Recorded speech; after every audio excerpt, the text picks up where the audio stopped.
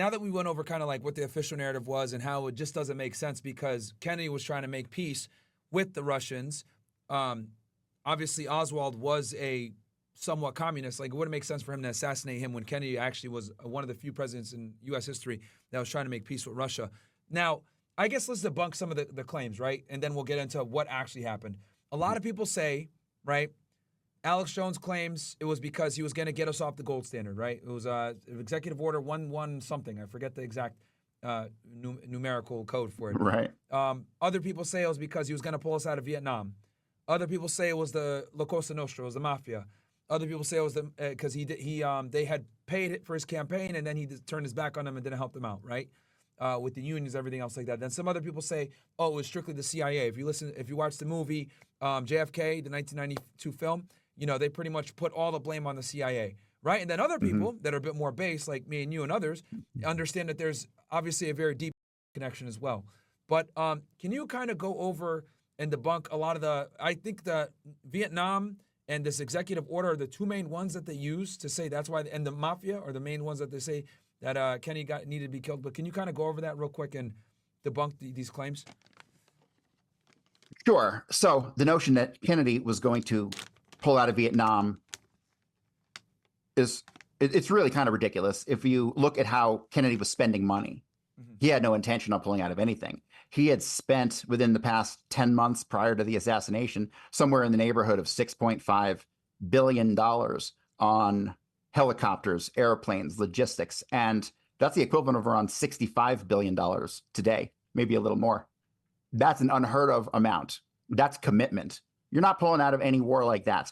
The memo in regards to reallocation of troops. Now, recently in studying what's known as the ZR rifle files, which is the government, it's really a cover in the modern day, the cover of their assassination programs, the executive action programs. But when you dig through the files on that, you'll find one paragraph that basically the CIA acknowledges that Kennedy was attempting to put pressure on DM. For what purpose? I couldn't tell you. To do what the CIA wanted, right? And so I guess he didn't do what they wanted. And you said on DM? On who DM is? DM was the president of South Vietnam. Oh, okay. Okay. So ultimately him not doing what the CIA wanted resulted in DM being killed, right? And so they attempted to link that to the ZR rifle program, which ZR rifle was a recruitment program. And it employed two covert operatives named QJ Win. Okay. Most people haven't figured out that QJ Win wasn't a single operative. He was two operatives, and that those operatives were Otto Skorzeny, who was Hitler's bodyguard and elite SS member who basically Hitler loved and thought he was the best soldier in the German army. And then you have Jean-Pierre Lafitte, who was the other QJ Win. One operated out of Madrid, and the other one was heavily operating out of the Corsican region in France. But Jean-Pierre Lafitte, ultimately, I believe and I believe I have a document to substantiate this, although it is using aliases. I believe Jean-Pierre Lafitte he did what he was supposed to do under ZR rifle, and he recruited the assassin who ultimately was on the grassy knoll, which initially was handled by Santos Trafficante. And the person we're talking about, I might as well just say it, is Jack Valente. Jack Valente was the shooter on the grassy knoll. And when you dig into Valente's background, it turns out he's born into multiple mob families, the DeGeorge family and the Valente family. I can't find the direct familial connections through the genealogy, but you can't always trust that stuff. A lot of that's manipulated. But I do know that down in Tampa, Florida, there was a guy named Andrea Valente out of Tampa who participated in the assassination of Anton Cermak in 1933, was it? Down in Miami. People say it's the attempt on Roosevelt that got Cermak killed, but no, it was an actual assassination of Cermak. The target was not Roosevelt. The patsy in that case was a guy named Giuseppe Zangara. And so when Zangara was arrested, he was arrested with a guy who worked for Santos Trafficante Sr., and his name was Andrea Valente. And he was also arrested there was another guy with him named Stephen Valente, although they claimed not to be related. There's zero information on Stephen Valente, but Andrea Valente you can trace back to Santos Trafficante Sr. And so Jack Valenti most certainly has, and Jack Valenti, I'm sorry, there's Valenti family that is connected. There are other families connected, like the I'm putting him on the Dinersteins and the screen. Caltagones, particularly to the Valenti family. And when you study the Tampa mob back in the day, those names all circulate around Andrea Valenti. And that tells me that these people are all related, right? So the FBI investigated Jack Valenti and his mob background, but of course, they squashed all the information that they found on him. And there's tons out there. There's tons of information that you can use to link him directly to the remnants of the Houston Mafia, which by the time of the Kennedy assassination was pretty much defunct. All the Texas Mafia that they were attempting to pull together, because Texas was kind of an open state, anybody could kind of get a piece of it, but they started to form a mafia in Houston in the 30s and 40s, and also in Dallas, run by a guy named Joe Civillo. But Joe Civillo ended up going to jail at a big raid of a mafia meeting in upstate New York in the 1950s. And so after that raid happened, all the local mafia kind of fell apart, and it was kind of handed back over to mainly the Chicago outfit. And that's where you get the connection to Jack Ruby. So Jack Ruby is down in Dallas post 1947, I believe, 48, something like that. There's all kinds of rumors about why he ended up leaving Chicago, but ultimately, none of that really matters. He gets down there. His sister is operating a bar. I forget what was it called? The Colony Club, maybe? But they end up eventually opening the Vegas Club, and then after that, they opened up the Carousel Club. Most people don't realize that Jack Ruby really didn't own much in that. He didn't have much of a stake in any of that stuff. He was always broke. And he was working for his sister, Eva Grant, and a guy named Ralph Paul, who were really the muscle and the money behind all of his operations. And Ralph Paul had moved there from Chicago before Jack Ruby. And so it's all outfit connected. But what you'll learn about Ruby through other mobsters is that everybody knew Jack Ruby. Yep. He seemed to have carte blanche wherever he went. He knew all the bosses. He knew Giancana and Traficante and all these guys. And so everywhere he went, he was treated like a celebrity until the assassination happens. And then they sell him to us as just some two-bit nightclub owner who couldn't have any connections to the mob, because there's no way that they would ever make a made guy, which is hilarious, because when you come to understand who runs the mob, especially back then, you're talking about Meyer Lansky, and you're talking about Meyer Lansky's crew, who were all right. And so ultimately, the Sicilians lost control of the mafia with the assassinations of Joe Masseria and Sal Maranzano. That led to Meyer Lansky and his Murder Inc. basically taking over, and then they formed the commission, which basically acted as a front or a local management group, I would call them, because they manage operations in America. What Meyer Lansky, he had bigger fish to fry. He was completely involved in the global mafia game. He might have been the boss of all bosses in the whole world. He was dealing with the Yakuza, and he was dealing with, the Corsican mafia. It was wild what Meyer Lansky was doing. And so really post 1930, was it 31, ran the mob, not Italians. And so that's one of the biggest misnomers that there is. Yeah, well, they handled a lot of the money. So real quick, because we covered a lot there but just to stay focused real quick so that we don't confuse the people. So we talked about Vietnam, that you're saying that Vietnam, he spent a lot of money. He spent $66 billion back then, which is equivalent to about $65 billion today. Right. So he had no intention of ending the war in your estimate. Correct. Okay. Do you think he was going to pull back in any kind of way, or was he going to? I mean, it's possible. We don't know. Okay. But then the pressure on him was too great. He wouldn't have been reelected. They would have made sure that there were enough negatives to him not to where I don't think it was even a consideration.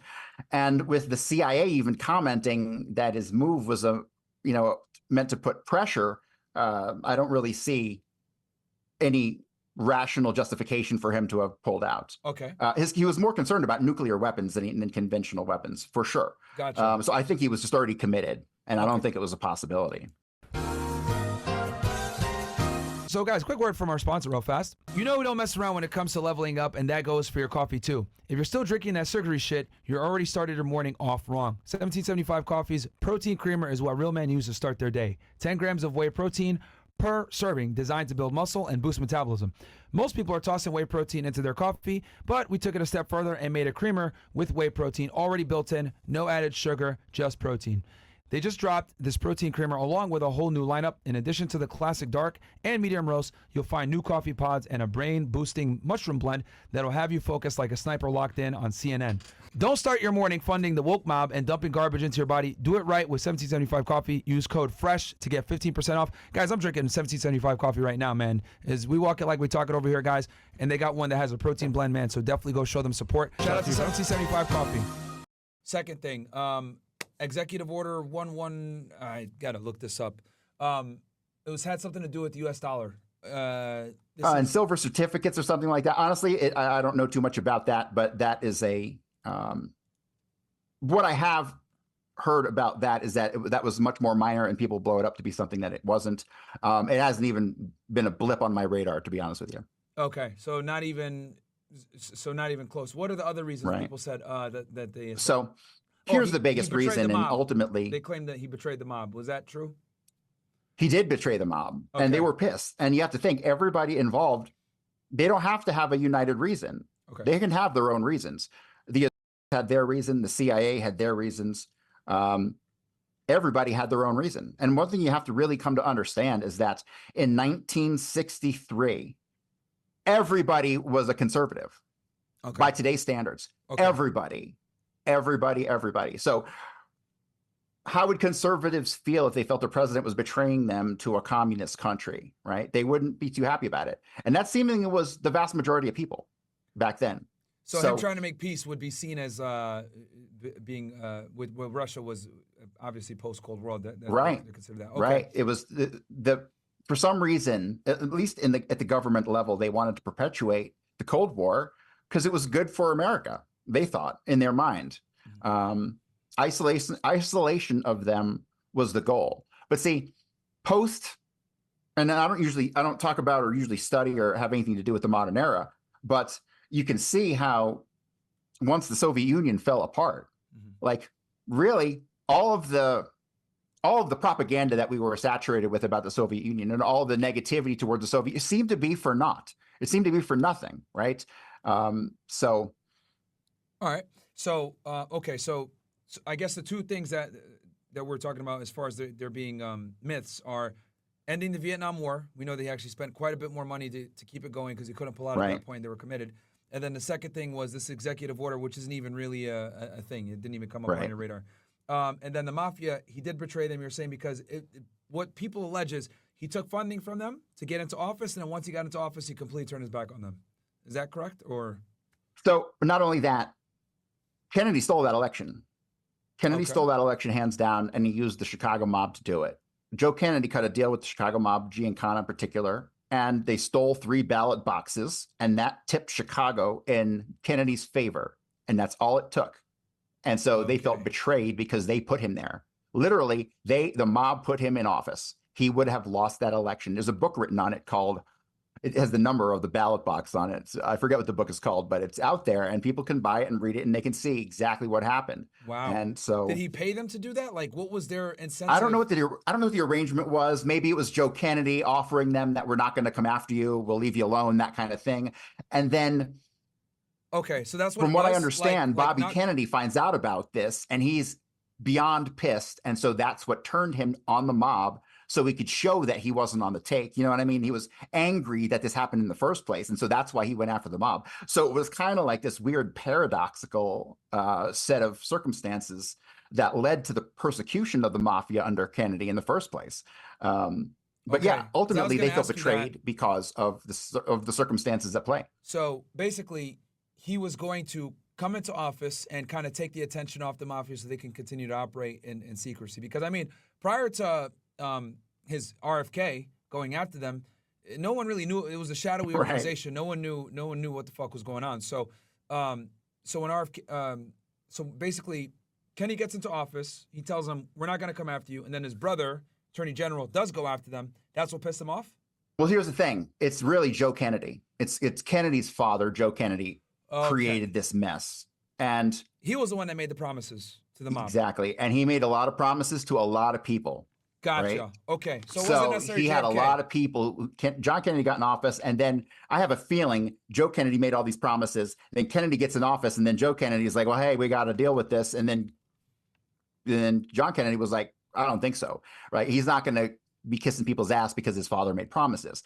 And that, I think, was where the Okay. breakdown happened. Okay. So JFK's father made the promises to the mob. Hey, we'll protect you guys. Blah blah. Son finds out. RFK, senior, not RFK now, guys, junior. Right.